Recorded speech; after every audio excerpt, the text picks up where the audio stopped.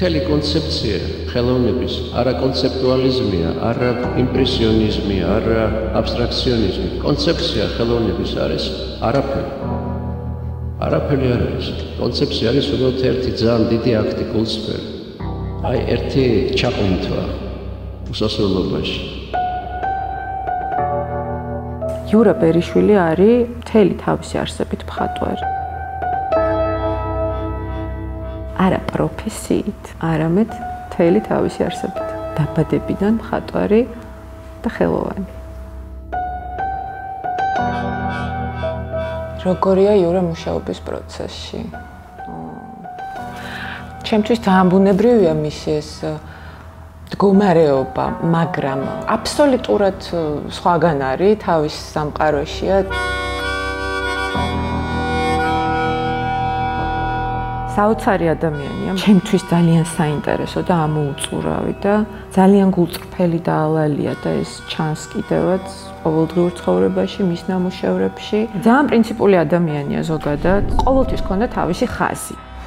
არასდროს არ უვლია სხვის თქმაზე, ჯიუტია საკმაოდ და თავისი პრინციპების ძალიან ერთგული. შინაგანად ისეთია, მე ამბოხე ადამიანია და ყოველთვის წინააღმდეგ მიდის ხოლმე რაღაცეების და მე მგონი მაგიტომაც არის ასეთი მხატვარი.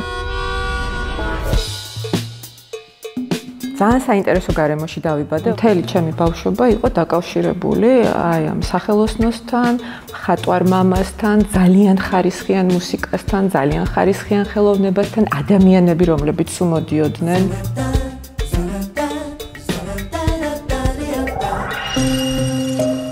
ძალიან უყვარს ეს სივრცე, იმიტომ რომ პირველ რიგში ნათელია. იურას უყვარს სინათლე ზოგადად, ეს ბუნებრივი განათება და ძირითადად დროის რაღაც მნიშვნელოვან მონაკვეთს ატარებს აი აქ, აი ამ მოლბერტთან. ბუნება, რომელიც ძალიან სერიოზულ ინსპირაციას აძლევდა ყოველთვის, მისთვის სერიოზული მუხტი იყო ყოველთვის, ეს ბუნებაში ხშირად დადიოდა.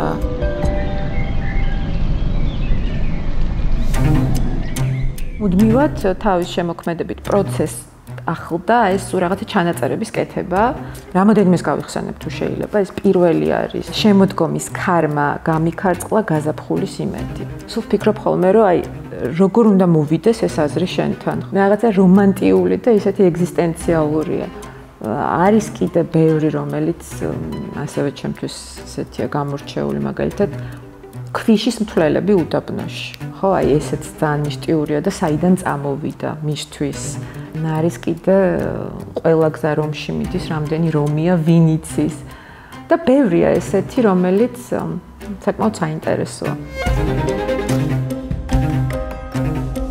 ამ გამოფენას აქვს ძალიან საინტერესო ისტორია. 30 წლის წინ ზუსტად მან ეროვნულ გალერეაში, ოღონდ ზედასართულზე, გაკეთდა იურას პერსონალური გამოფენა, რომელიც არის ძალიან შთამბეჭდავი 94 წელს, იმიტომ რომ იყო აი ომის შემდგომი პერიოდი და თვითონ ეს ეროვნული გალერეა გარედან დანგრეულია. ეს კიბეების დანგრეულია, შიგნით ინტერიერის კედლები ჩამოხეული და ეს იურას ძალიან ექსპრესიული და თანამედროვე ფერწერა. და იმის მერე გავიდა 30 წელი და ეხლა ოღონდ უკვე პირველ სართულზე არის 75-მდე ნამუშევარი გამოფენილი და ძალიან ემოციურია ეს ყველაფერი.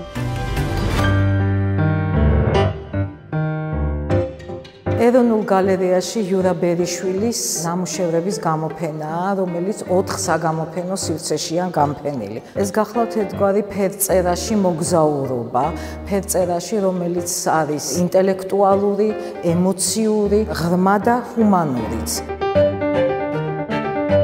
მისი ხელოვნება მთლიანობაში აღიქმება. ეს რას ნიშნავს, რომ მისი ათვლის წერტილი იწყება 1989 წელს, როდესაც მან პირველად მხატვრის სახლში მიიღო მონაწილეობა ჯგუფურ გამოფენაში და იქ გამოიტანა ესეთი კონცეპტუალური ნამუშევარი სახელწოდებით ასპირინი, რომელიც იყო ესეთი თეთრი ფონზე, სწორედ აბისთვის დამახასიათებელი გრაფიკული ხაზებით. მაშინ ამას დიდი გამოხმაურება არ ჰქონია, რადგან უკვე მანამდე 87 წელს იყო ესეთი აბსტრაქტული უსწავლელი ხელოვნების ჯგუფური გამოფენა ცისფერ გალერეაში, ის მზად იყო ამისთვის, რომ საზოგადოება მას არ მიიღებდა და ასევე ოფიციოზიც არ მიიღებდა.